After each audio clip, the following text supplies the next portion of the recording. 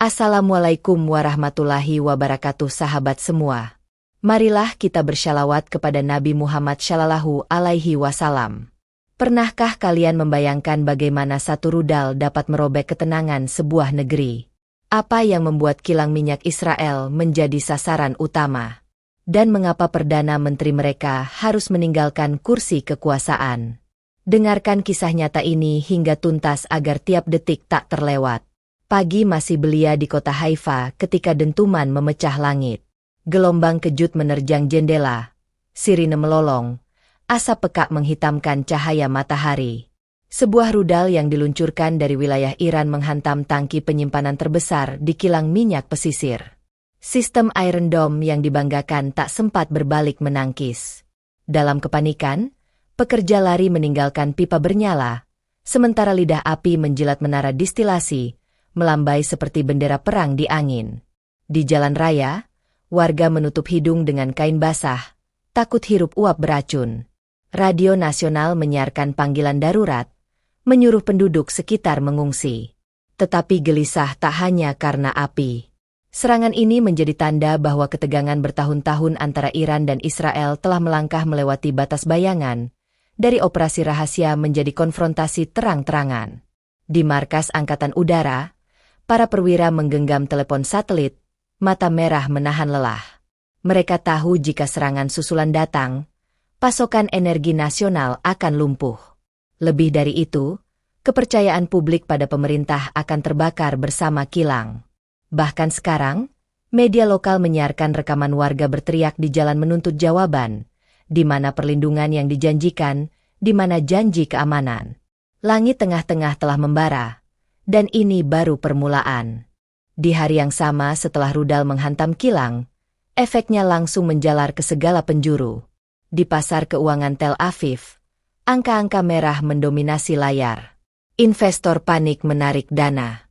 Nilai tukar shekel anjlok, dan harga saham perusahaan energi merosot dalam hitungan menit. Di jalanan, antrean kendaraan mengular di setiap pom bensin.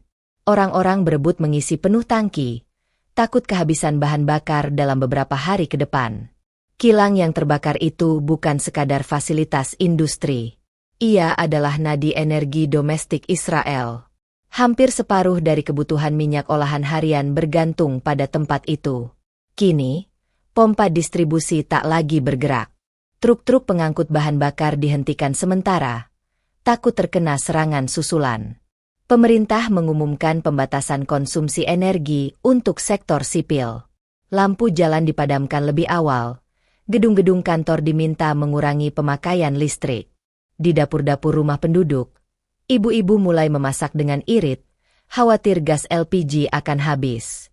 Di swalayan, rak minyak goreng dan beras kosong.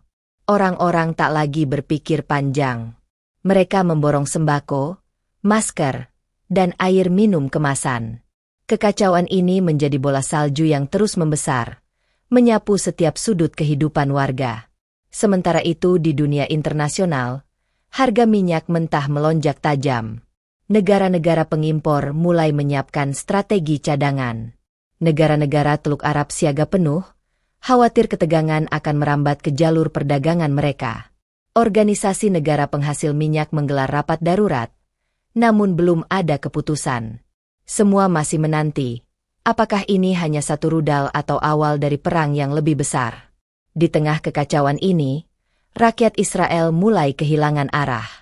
Dan suara-suara kecewa terhadap pemerintahan semakin lantang terdengar. 3 hari setelah ledakan, suasana di dalam negeri Israel berubah drastis. Jalan-jalan utama di kota besar seperti Tel Aviv dan Yerusalem dipenuhi lautan manusia. Mereka membawa spanduk, meneriakkan kemarahan, dan menuntut satu hal, pertanggungjawaban.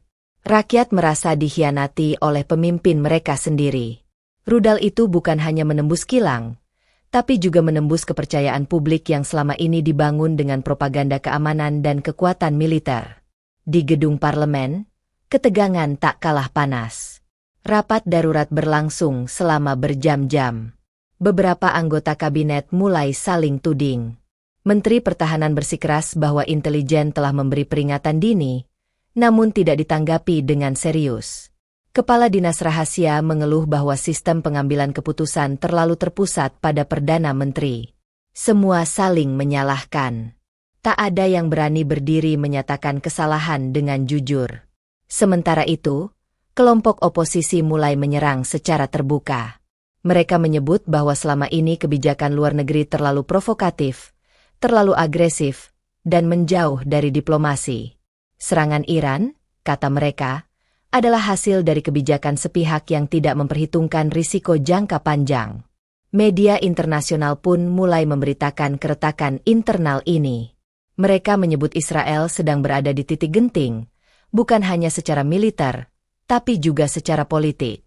Perdana Menteri mulai kehilangan dukungan dari lingkaran terdekatnya. Dalam sebuah rapat terbatas, beberapa penasihat seniornya menyarankan satu langkah pahit, pengunduran diri. Namun sang pemimpin masih diam. Ia terlihat letih, rambutnya memutih lebih cepat, dan matanya tak lagi memancarkan percaya diri. Di luar, suara rakyat makin nyaring. Dan di dalam, tekanan politik tak terbendung. Jam demi jam berlalu, dan keputusan besar tampaknya tinggal menunggu waktu.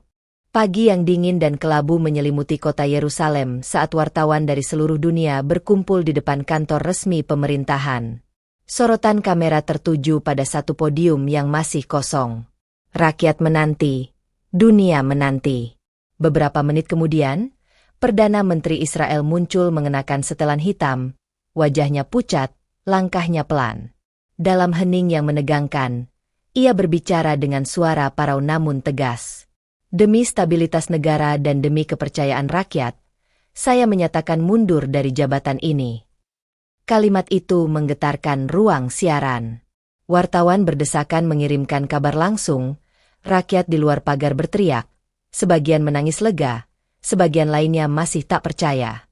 Keputusan itu diumumkan tanpa banyak pernyataan tambahan. Tidak ada pembelaan, tidak ada pidato panjang. Hanya pengakuan singkat yang mencerminkan beratnya beban yang telah dipikul. Pemerintahan segera membentuk kabinet sementara. Seorang pejabat senior ditunjuk sebagai pengganti sementara untuk menjalankan roda pemerintahan. Namun suasana belum benar-benar tenang. Di perbatasan utara, pasukan masih siaga penuh. Di wilayah udara, jet tempur terus berpatroli. Dan di hati rakyat, luka akibat kehilangan rasa aman masih menganga.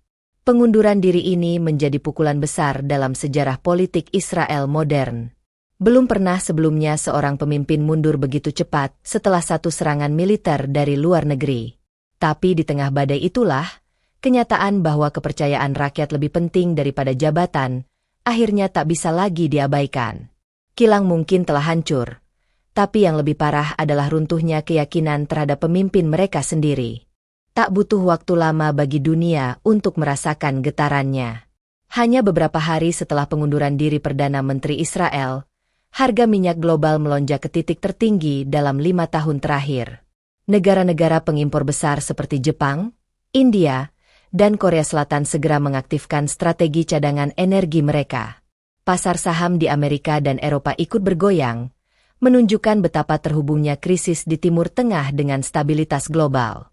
Di Dewan Keamanan PBB, rapat darurat digelar. Negara-negara Barat menyerukan kecaman terhadap serangan Iran, sementara Blok Timur memilih diam dan menunggu arah angin. China dan Rusia tidak memberikan komentar resmi, namun diam-diam meningkatkan kehadiran militernya di wilayah strategis sekitar Teluk. Negara-negara Teluk Arab seperti Arab Saudi dan Uni Emirat Arab meningkatkan patroli udara, khawatir ketegangan ini akan meluber ke wilayah mereka. Sementara itu, Iran tetap berdiri teguh. Dalam pernyataan resminya, mereka menyebut serangan rudal sebagai langkah defensif terhadap agresi yang berulang. Di jalanan Teheran, rakyat mereka menyambut kabar itu dengan sorak-sorai, mengibarkan bendera dan meneriakkan slogan kemenangan.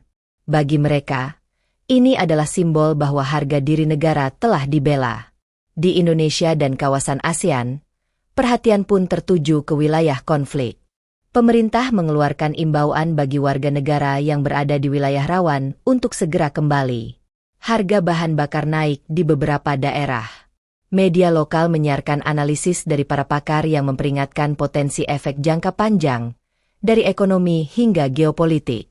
Kini dunia menyaksikan dengan napas tertahan. Rudal itu bukan hanya meruntuhkan kilang, bukan hanya menggulingkan pemimpin, tapi juga membuka babak baru dalam sejarah konflik Timur Tengah. Babak yang tak lagi bisa diprediksi arah akhirnya. Demikianlah kisah nyata yang terjadi di balik serangan rudal Iran ke kilang minyak Israel dan runtuhnya pemerintahan yang selama ini dianggap kuat. Semoga dari kisah ini kita bisa mengambil pelajaran bahwa kekuasaan tanpa kehati-hatian bisa berujung pada kehancuran. Bahwa kesombongan politik bisa digulung oleh satu ledakan, dan bahwa rakyatlah yang akan selalu menanggung akibat dari kesalahan para pemimpin. Jadilah manusia yang bijak dalam menyikapi berita. Dan jangan pernah berhenti berdoa agar dunia ini selalu dalam lindungan kedamaian dan dijauhkan dari api peperangan. Wassalamualaikum warahmatullahi wabarakatuh.